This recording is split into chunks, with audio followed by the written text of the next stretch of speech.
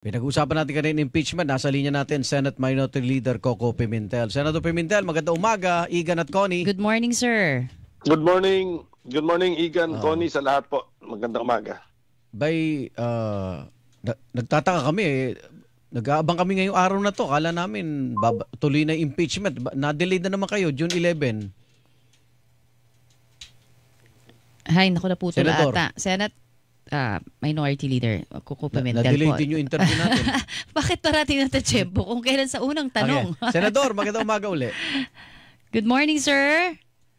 Naku, naririnig na ba tayo? Yes. Okay. Good morning. Sorry, naputol tayo. Okay, Apa. ilang senador, tanong natin. Dapat ngayong araw, nakaabang kami sa pagbabasa ng articles of impeachment. Ba't na-delay na naman ng June 11? Sapat ba yung one week halos para unahin muna yung mga legislative agenda ng 19th Congress na sinasabi ni Senate President Chisa Escudero? Yun na nga yung mali kasi noong Pebrero in-announce na yung impeachment calendar. So ang posisyon ko nga noon Pebrero pa na dapat hindi na hintayin yung resumption ng plenary session. So ang nasunod si Senate President. So nakahintay na tayo ng 4 na buwan. Dumating na ang Hunyo 2, tapos dinifer. Disagree na ako doon. Ikaw, na-delay na nga ng 4 na buwan, i-delay mo pa ng plus 8 days. Bakit? What's the purpose? Meron ba ho kayong, ano bang nangyayari? Kasi syempre, parang may mga lumalabas na baka hindi na matuloy ito. May maraming mga nagsasabi na tanggapin na lang daw, di ba, na hindi na matutuloy. Ano ba talaga ho, sa tingin ninyo? Hindi, dapat i-remind natin ano ang dapat mangyari under the Constitution. Ang sinabi na, ako doon lang naman ako nakatingin sa Constitution kasi lahat naman tayo ay pwedeng basahin ang Constitution. Lahat, kahit hindi abogado. Ang nakasulat doon, pagka naka-file ng House of Representatives ng Articles of Impeachment sa Senado, ang duty ng Senado, obligasyon ng Senado, mag-trial, maglitis. Trial shall forthwith proceed. So, yun ang gawin ng ngayon. Yung gustong mag-acquit, hindi naman bawal mag-acquit eh. Hindi bawal pagkatapos ng tamang proseso, di i-acquit ninyo.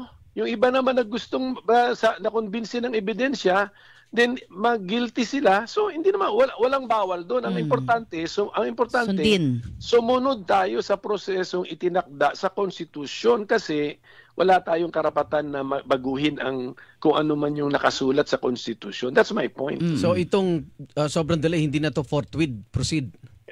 Hindi na talaga. Noong February pa, yan na yung point ko, di ba? Halos isang buwan natin dinidebate yan. Yung forthwith, sabi ko, hindi na kailangan hintayin ang pagbabalik ng sesyon. Hinintay. So, para sa akin nga, hindi na yan forthwith. Ngayon, na hinintay na natin, dumating na ang June 2, na ang pangako ay may pagbabasa ng Articles of Impeachment ngayon ng House of Prosecutors, dinelay pa sa June 11. So, pangalawang hindi na sang-ayon sa forthwith instruction ng Constitution. Kasi ibig sabihin ng forthwith is dali-dalian nyo, agad-agad, Opo. walang hadlang, ganon, walang sagabal, ganon. Yun yung meaning nun eh. So, Pero, June 11 ba? Huli na yan, delayed na yan, tingin mo? Kasi kung na-defer ng Senate President nang siya lamang mag-isa ang June 2 to June 11, ano naman ang pipigil na pati yung June 11 i-cancel din niya. So hindi ba to yun ang kailangan natin na tanungin sa kanya. so hindi na konsulta sa inyo? Sa minority hindi. Pero ako I'm hoping na sa majority naman nagkonsulta siya kasi normal naman 'yon na si Senate President ang kanyang konsultahin niya talaga yung grupo niya, yung majority na naghalal sa kanya. Kami sa minority, normal din naman yun. Hindi namin ina-expect yun na lahat ng kilos or decision ni Senate President ay ikukonsulta muna niya sa amin. Hindi. Sanay kami ro na hindi niya ikukonsulta. Yung argumento na may mga bagong halal na, 20th Congress na eh. So, patay na daw yung impeachment sa 19th Congress. Anong legal, ano mo doon? Bakit? Hindi. Una sa lahat, nasa 19th pa kami. Bakit namin pinoproblema ang 20th Congress? Okay.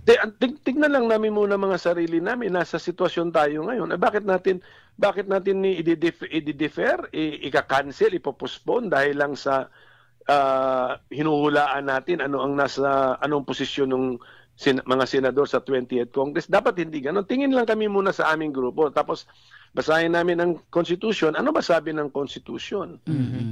Yun nga po. Babalik ulit ako doon. Trial shall forthwith proceed. Yan, i-trial na. Ngayon, since hindi na namin kakayanin i-trial, bakit hindi namin na lang sundin yung original impeachment calendar ni SP na June 2, basahin, June 3, convene yung court, tapos utusan na yung impeach official na sumagot. Opo. Pero ngayon lang ba nangyari ito? Sa pagkakatandaan, parang ganito, di ba, pag forthwith, agad-agad talagang nagkakaroon po ng pagkukonvene, di ba? Parang sinasabi rin naman na may pinagkopyahan tayo ng impeachment trial ng US at nangyari din daw ito noon naman panahon ni Bill Clinton. So, in other words, kumbaga nasa tama pa rin naman daw. Pwede pang ihabol kung talagang kailangan talagang mag-antay, pwede pa rin naman daw.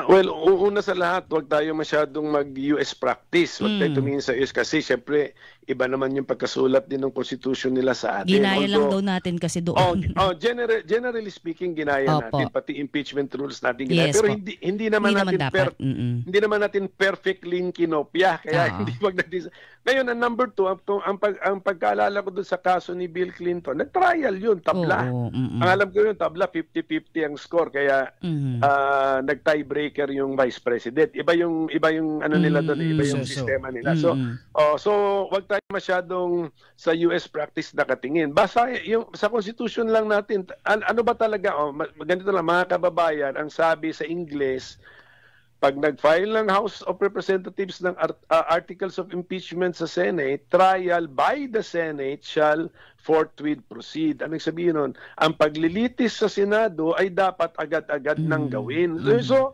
kaya lang ang tanong natin, noong Pebrero yan pinail, ngayon na Hunyo na, tayo ba ay sumunod sa sinabi ng Constitution na agad-agad mag-trial na? Ngayon dumating ng panahon kasi merong, let us say, nagkaroon talaga kami ng honest difference of opinion. Ako, ang opinion ko, hindi kailangan hintayin ang plenary session. Ang opinion ni SP, kailangan hintayin ang plenary session. Ngayon, dumating na tayo sa plenary session, day 1. Ngayon, day 1. Hindi pa rin itatakel ang impeachment. Ay agad-agad ba yan? Yun lang yung tanong natin. Dapat itakel na, sinabi. Agad-agad. Kung sa June 11, hindi pa rin matuloy, anong gagawing hakbang ng minority? Baka wala na kaming oras magsalita.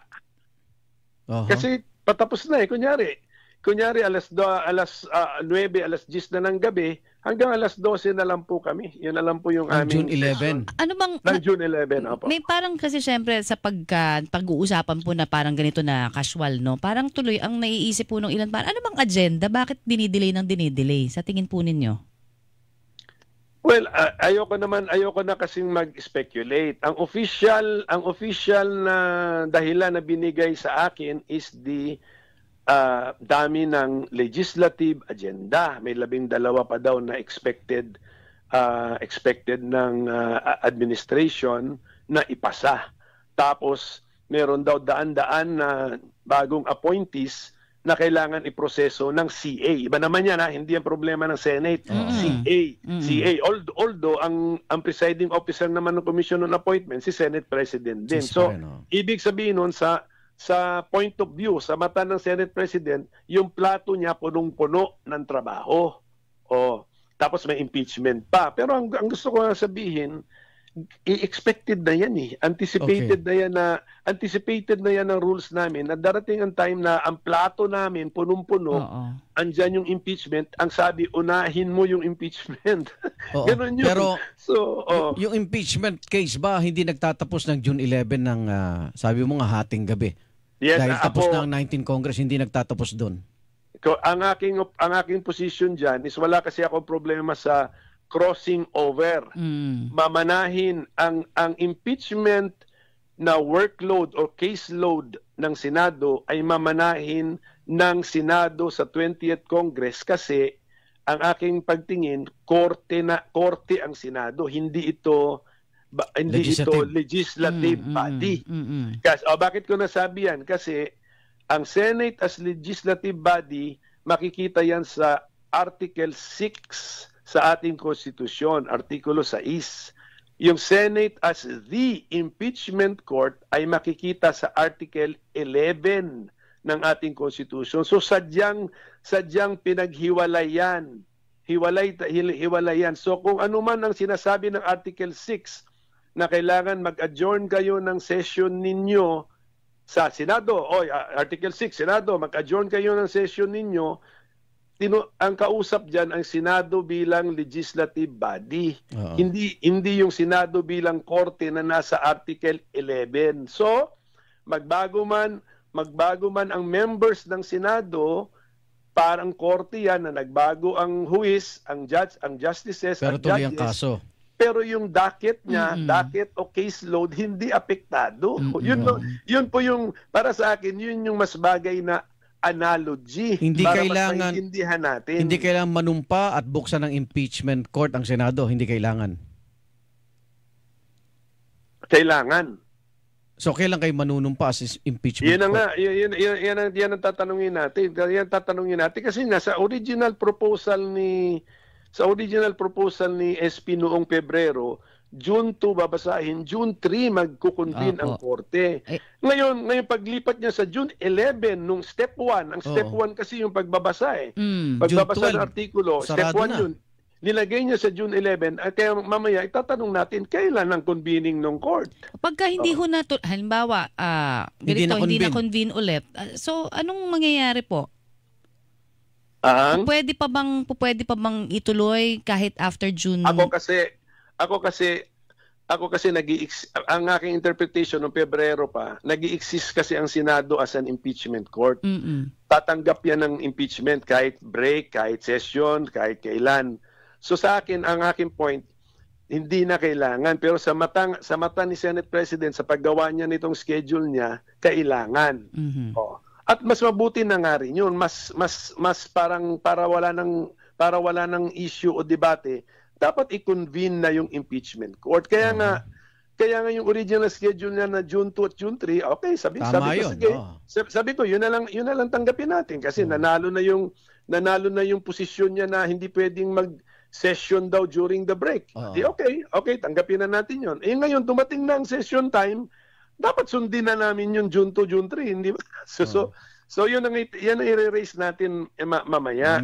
Na kung linipat mo yung step 1 na nasa June 2, yung pagbabasa ng artikulo, linipat mo sa June 11 na last day na ng session, kailan yung step 2 ng original calendar mo na step 2 niya is convening of the impeachment court. So kailan mangyayari yun? Yun ang tanong. Sa tingin mo, hantong to hanggang Supreme Court? Pwede hanggang Supreme Court, pero siyempre, parang sabihin ng Supreme Court, Senado yan, hiwalay tayo ng Correct.